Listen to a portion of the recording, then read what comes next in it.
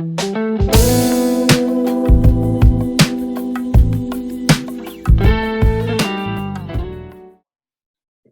and CEO on the scene today. We're going to talk about a couple topics. Francis Ngannou, what the heck's going on there? Figgy Moreno 4? Question mark. And UFC London. Whoa, we got some heat on that guy. So let's get right into it. Francis Ngannou comes out on Ariel Helwani, says the UFC is suing me. Sent me a text right before the fight that I was in discussion with one of Jake Paul's managers, and that goes against the contract, so they're coming for me. That is craziness because as of yesterday, it was just negotiations that was on bad terms. That's all we knew. Now we know that there's some substance. Would the UFC be going at him if they didn't have real evidence? I don't know. This is a huge thing. Francis is clearly not going to be in the UFC anymore. What do you got, Goose? So I think there are two possible ways that this could go. Either option one, which you would hope for this from the UFC, is that they have, obviously, maybe not hope is the right word, but like a corporation like the UFC, you would hope if they are going to make this lawsuit, they have evidence. In that case, it would be pretty bad for Francis. It would be called tampering, I believe, looking at how the NBA handles this stuff with player-to-player talks, which would mean Francis would get cut from the UFC and probably face some other consequences. That makes me feel pretty bad for the guy. You think free country should be kind of a free market in the fight game to advertise yourself, but if you sign the contract, the UFC wants to, I guess they can. They haven't been on the best of terms, but there's also option two. And you look at the timing that text was sent on his way to the fight. Why would the UFC tell him that? Maybe they want to throw him off his game. Obviously, it would be a pretty scummy move, but would it be enough to get in his head and maybe have him lose the title fight and the UFC have get the better end of the negotiations? I mean, maybe.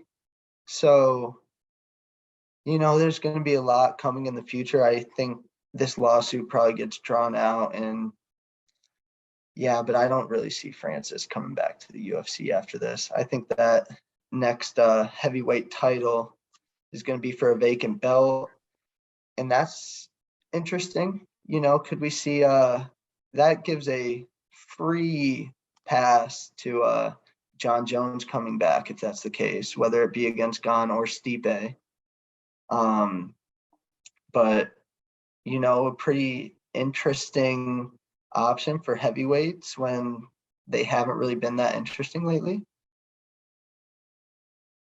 What's really interesting is the UFC is really, really good with keeping fighters corralled in these contracts. And a lawsuit coming out the day after, or not the day after, I guess, the day of, it makes me feel like there's more to it. Like this lawsuit might be able to hold Ngannou for a certain amount of time. And if you can just hold Ngannou in contract bullshit, and he's got to go to this and he's got to go to that, and he can't box Fury, then what? He's got a torn ACL, he's got a torn MCL. He's got to get all this stuff done. He's a heavy dude. This is months and months and months of rehab. He's already saying on the show, I'm not even sure if I want the surgery. I might want to do one fight first, because he knows how long the rehab's going to take, and he knows that this Tyson thing's hot now. So if the UFC's whole shindig is to just push this back, push it back, they might just ruin it, because Fury is going to retire soon. And if it's 2-year gap, Francis could have just did all this for a boxing fight against who? You know what I'm saying? So yes, it could eventually pay out in his favor, but I just don't see him winning this against the UFC. There's always more to it. You know what I'm saying? This is going to affect him negatively much more than we'll ever know. I guess we'll find out as time comes, but I game plan that they're gonna mess him up pretty bad, which I hate to see. Such a nice guy, so he stands for good stuff. Just tough to see. Figgy Moreno 4 question mark. Initial reaction for me is darn it. We're gonna have to see it 4 times. I mean, not because the first 3 stunk. I just hate, the hold up on the whole division. I like to see new talent. I like to see new blood. Like 4 times, okay, but space them maybe. But it's true. You really don't. We don't. There's no definitive guy that's better than the other in this matchup. It's 1-1-1. Damn it. Let's see it. Goosey, what do you think?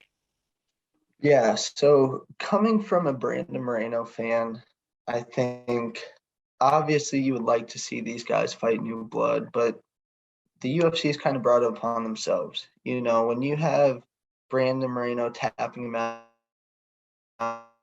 in the second round in the second fight, and then you decide to run it back and it goes to a close, arguable decision either way, you got to give Moreno the 4th fight at this point. If Moreno edged it, obviously we're not talking about this. He would probably just say, oh, it goes down in MMA as a great title fight. But, I think you got to run it back. It's an interesting option, what Figgy said about wanting to do it in Mexico City. I kind of see a more likely spot being on that May pay-per-view in Brazil, which would be obviously much better for Figgy, but also could bring a little bit of pressure on him. He left Brazil to go train with Henry Cejudo. Maybe that could spark some bad blood. You never know. But interesting options for those two. And I anticipate we'll see Figgy Moreno 4. Yeah, and the thing about it is I gets draws. I mean, that it sells. So if you played it, if they ran it back, it would sell. It would co-main or main event.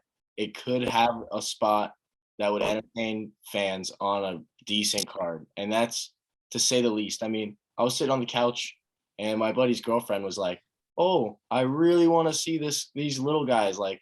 And I'm like, "Did you see the promo for the main event?" And she's like, "Oh yeah, but I want to see this little Mexican versus the guy with the grill." And I'm just like, "Yeah, okay, I understand. Like, it sells." So, you know what else sells? This London card, boss.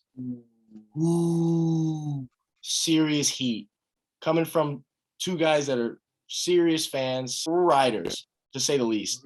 Tom Yeah. Aspinall gets the headline. So, wow, what an opportunity for the guy. He said that he was going to go slow. He wanted to work his way up through the rankings. Kind of push that aside. Get a main card, London against Alexander Volkov. That is some heat. We also got Makwan Amirkhani versus Mike Grundy on there. Jack Shore is going to show out against Timur Valiev. Banger. How could we forget? Paddy Pimblett is back in town against Rodrigo Vargas. Arnold Allen is going to keep the streak alive, potentially. I think it's like 8 in a row he's on right now. It's kind of crazy. He's going to fight Dan Hooker on his first weight cut. And then working our way down, we got a guy I'm actually kind of interested to see. His name's Jake Hadley versus Alan Nascimento. He's one of the guys that missed weight on Contender Series and still got a contract. So I want to see what Dana was seeing. What are your initial reactions on this card? Yeah, so obviously they got the best of the best fighters in the UK, putting them all on the card. That's electric. Besides Mason Jones. Besides Mason Jones, obviously, 2-time Cage Warriors champ, the champ in Cage Warriors. So definitely deserves respect. Bloody fucking tyrant! But the fighters on this card, all the UK guys, they're not doing them any favors, man. They are giving them straight killers, and this is lining up for an insane card, an insane night of action for fight fans. I think, even Gunnar Nelson making his return is pretty crazy. But that London arena is going to be jumping. The O2, these fans have been locked down for a while now. They've definitely had their pro events. They got the Premier League going, but the UFC going back there is gonna have a little extra buzz, I feel like. Not to mention, I'm just now seeing this. Cody Durden's fighting that new prospect, Muhammad Mokaev. Or I don't know if I'm saying his last name right, but I know there's a little bit of added beef because Cody Durden said like a racist slur, and Muhammad just took that opportunity to say, you know what, I'm gonna fuck that guy up, and it worked. So he's on the London card. He's gonna get the opportunity to put his money where his mouth is. It seems if you're casual and you're just looking at this, it seems like he's gonna beat the shit out of Cody Durden for being racist. If you just look at these two straight up, like this guy's ripped, this guy kind of looks like a pinhead, and he was racist. So it's like I don't know if God's gonna work his fate here, but it seems like it's gonna be electric. What do you got? Yeah, I think that is a great storyline for a fight. You know, you have Cody Durden going from no name to a UFC villain in the span of 15 minutes in a post-fight interview. And we have what is his name? Mokaev coming to the Muhammad Mokaev coming to the rescue. You know, he made a tweet that he said he'd like to beat this guy up, and you know, Dana's giving it to him. Another, I will say though, on a different note, I said the UFC has given all these UK guys killers a little bit of a layup for Paddy.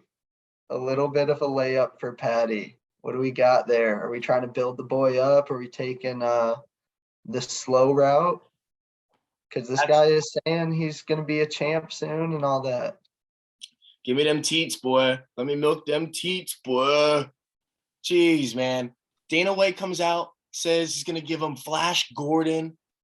Manager comes out immediately, shoots it down, says, no. That's not what we talked about.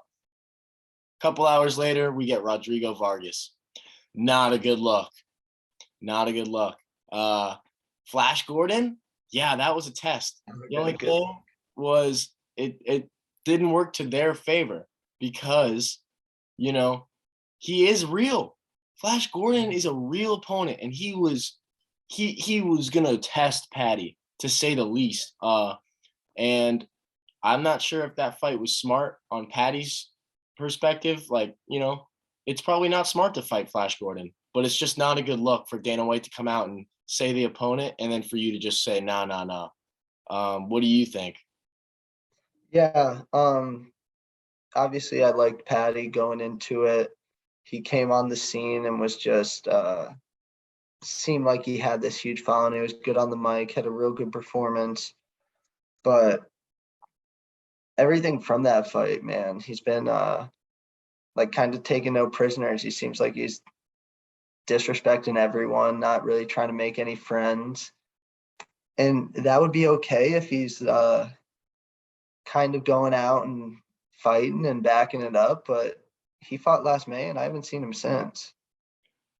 So Yeah. Paddy the Fatty, those memes were going around when he ballooned and was just going on vacation. I definitely don't think he's proven himself to be what he's saying. You know what he's doing is he's putting a lot of pressure on his shoulders. He just signed a massive contract with Barstool, as we all know, 7 figures plus. So it could have been $1 million, could have been more than $1 million. You know, he's got a lot of money now. It's going to be very, very, very interesting to see how he shows up on fight night, because he's doing a lot of shit. He's talking to a lot of people. He's got a lot of new friends, a different lifestyle right now. Bigger stage than he's ever been on in his life. Hardest opponent. Nah, it's not the hardest opponent. That's where he's playing it good. Vargas, I'm not going to say he's not good, but I mean, he's definitely not that guy. He's not going to be the most impressive win for Paddy, is all I have to say. Yeah, going off the Paddy trail here, another maybe UK hype train. I'm a little disappointed to see my boy Darren Till's not on the card.